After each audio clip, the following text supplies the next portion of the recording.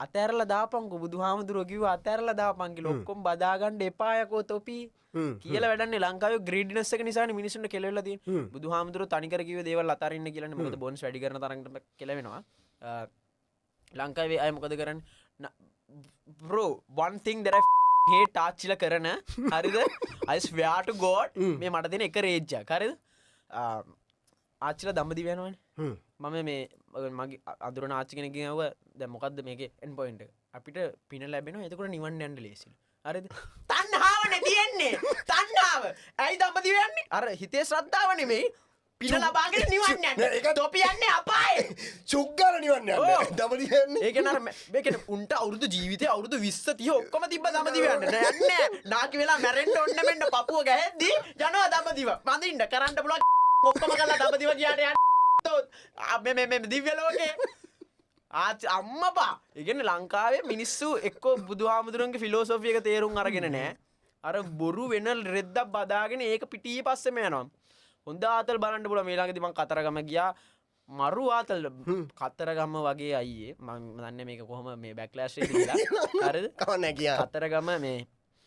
දේවාල අසල වගේ මේ රංගපාන ඒ කියන්නේ නළුවෝ නෑ ෂාරුක් ඛාන්ලා පරාද අයියා නෑ ඒ කියන්නේ ඔය මේ ලංකාවේ ටීවී channel වලින් යන්න ඕනේ මේ පැත්තට නළුවෝ යන්න මොන වගේ ඇක්ටින්ග්ද දෙන්නේ කවුද මේ අනුහස්ලා වැඩන්නේ හරි සුපිරි මේ ඉන්නවා කෙලින් මේ දඟලනවා මේ ඉන්නවා කෙලින් මේ නියම ආවේශ වෙලානේ ටොබ්බඩු ගිල්ල කවුරුර කනට එකක් ගැවුණා නම් ආයි නෑ බල්ලෙක්කේම ළඟට යවන්න රොට්ටේල කෙනෙක් දුවනවා අම්මා මන්න හරි ආසයි ආවේශ නම් ඉන්න ඕනේ ආවේශෙන් මං චැලෙන්ජ් කරනවා කවුරු හරි ගෙනල්ලා ආවේශ වෙන්නේ රොට්ටේල දෙන්නෙන් මං තියලා දිනවා පැත්ත ආවේශ වෙන්නේ පස්ස පල්ලුවක් කපපු ගමන් ආවේශෙ එන නෑ මෙහෙමයි අර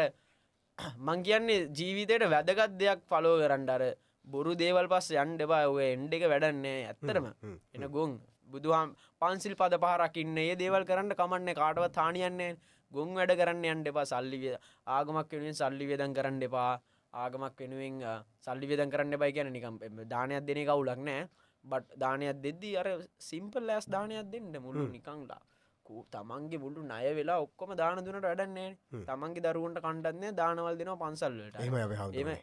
එහෙමයි අපි හවුදුරනේ බොහොම ස්තුතියි විශ්ව බුද්ධකෝ